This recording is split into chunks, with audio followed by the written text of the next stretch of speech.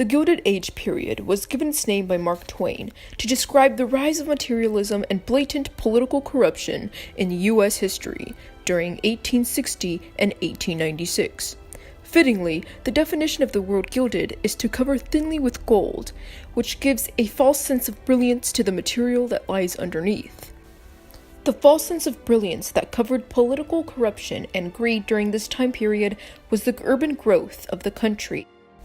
Urbanization was the growth of population inside urban cities in the late 19th century when the explosion of the steel and oil industries created jobs that drew an immense number of immigrants to America's northern cities.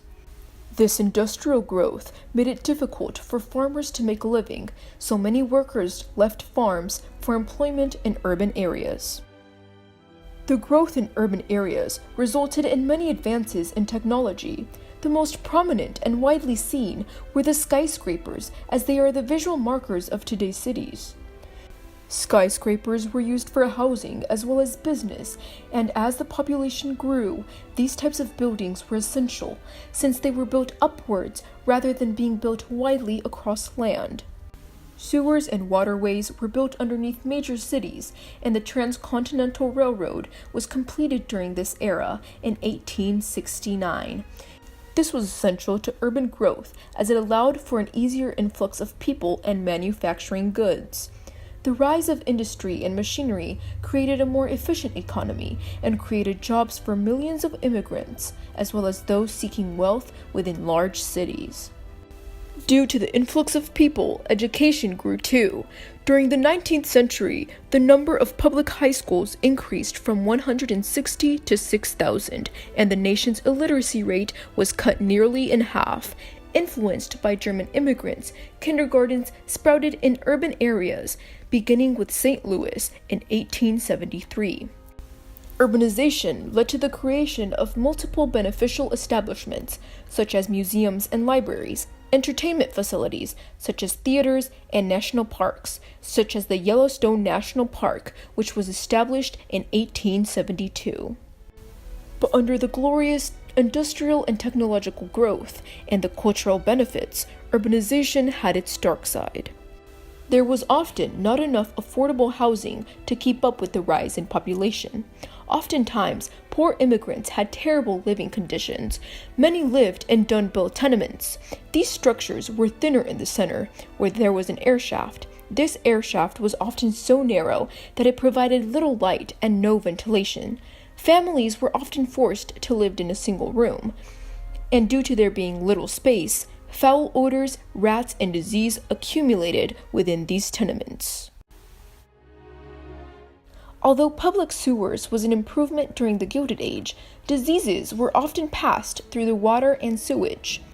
Trash and old sewage pipes dumped the waste directly into rivers, which were often used as water sources.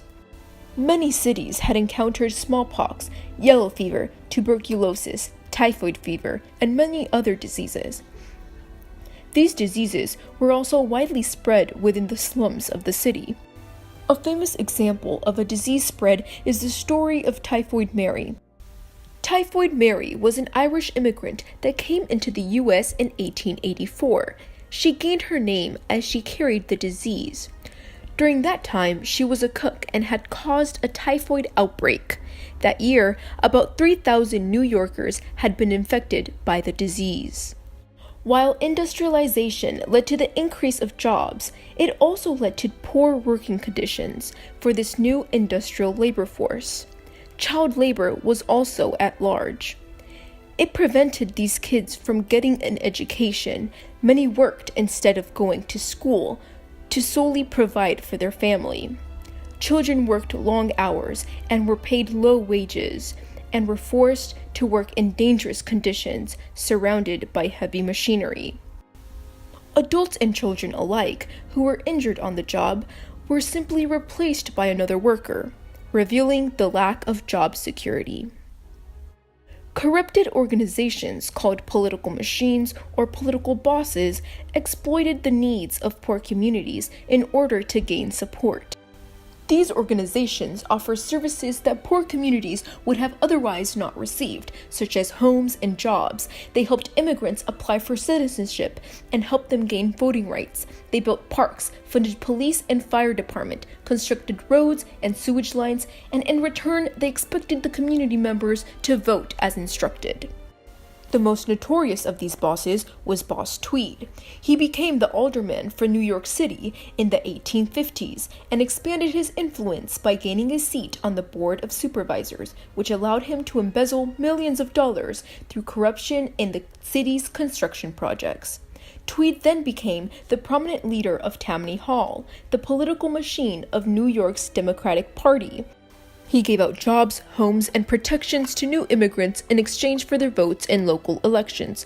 He was later found guilty of embezzlement through extortion and fraudulent construction projects and died in prison in 1878. The negative effects of urbanization, however, did not go unnoticed.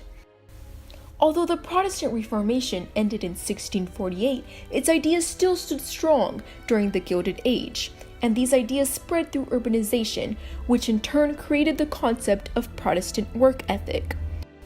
The Protestant work ethic, or the Puritan work ethic, were ideas that an individual's hard works and discipline were created by the values taught by their religion. These ideas were often spread through the poorer communities in an attempt to reform the slums. The social gospel was a religious movement advocating for reform during the Gilded Age. It applied Christian ethics and reasoning to social issues such as inequality, poverty, child labor, racial tensions, and many other issues as well. This philosophy was publicized and was well represented through the American Federation of Labor, an organization that actively participated in this movement. The social gospel was also well represented through settlement houses. Chicago's Hull House was the best-known settlement in the United States. It was created by Jane Addams in 1889. These houses provided services for poor communities through education, nursing, and they raised money for the slums. The Gilded Age lived up to its name. It was a period of great technological and industrial progress. The economy flourished with urban growth, and the country was modernized. But there is no denying that with urbanization came the hardships of millions of immigrants and working-class citizens.